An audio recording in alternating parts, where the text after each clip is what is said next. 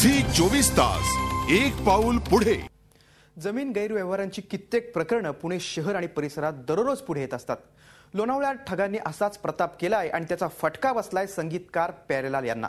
त्यांची जमीन हडपण्यात आली आहे, त्यासाठी खोटे प्यारेलाल सुद्धा तयार करण्यात आले। सावन का महीना पवन करे शोर, जियारा रे झूमे ऐसे जैसे बनमानाते। अशी हजारो अजरामर गाणी करणारी जोडी म्हणजे लक्ष्मीकांत प्यारेलाल। यातले प्यारेलाल म्हणजे प्यारेलाल रामप्रसाद शर्मा।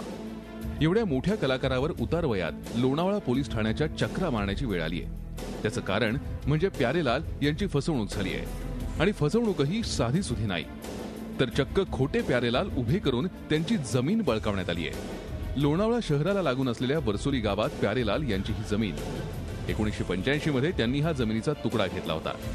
आता या जमिनीची किंमत 60 लाखांच्या वर गेली आहे। मात्र जेव्हा हा प्लॉट विकण्याचा विचार प्यारेलाल करू लागले तेव्हा त्यांना धक्काच बसला, कारण त्यांच्या परस्पर हा प्लॉट आधीच विकण्यात आला होता, तोही एकदा नाही तर 3 वेळेला।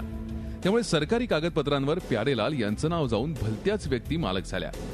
जमीन बळकावली गेल्याचं लक्षात आल्यानंतर प्यारेलाल यांनी पहिला रस्ता धरला तो लोणावळा पोलीस स्टेशनचा। मुझे मालूम पड़ा कि वो जो प्लॉट है किसी ने मतलब मालूम ही नहीं हमको किसी ने बेच दिया। अभी हमको मालूम नहीं किसने बेच दिया, कैसे हुआ, क्या नहीं हुआ, कुछ मालूम नहीं। प्यारेलाल यांची जमीन बळकावण्याच्या प्रकरणाचा सूत्रधार आहे आसिफ करीम शेख। आसिफ करीम शेख यानं पहिल्यांदा प्यारेलाल यांचा प्लॉट स्वतःच्या नावावर करून घेतला। नंतर शेखनं ही जमीन कौशल यादव नावाच्या एका व्यक्तीला विकली। त्यानंतर वर्षभरात यादव यांनी ही जमीन अभिक पारेख यांना विकली। म्हणजे प्यारेलाल यांच्या जमिनीचे वर्षभरात 3 मालक झाले, तेही प्यारेलाल यांना थांग पत्ता न लागता। हे सर्व घडत असताना या व्यवहारांची नोंदणी करणाऱ्या सरकारी यंत्रणेच्याही ही फसवणूक लक्षात आली नाही, हे विशेष। बरसोली या ठिकाणी असणारा एक 6 गुंठ्याचा प्लॉट हा काही लोकांनी बनावट लोक उभे करून तो प्लॉट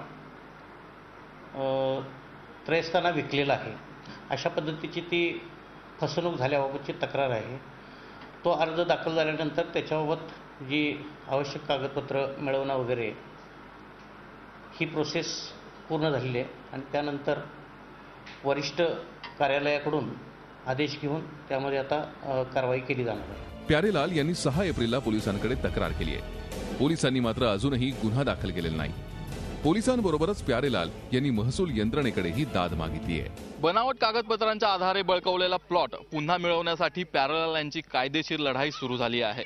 या लढाईत त्यांना कधी यश मिळेल हे पोलीस आणि शासकीय यंत्रणा त्यांना कसा प्रतिसाद देते यावरती ठरणार आहे।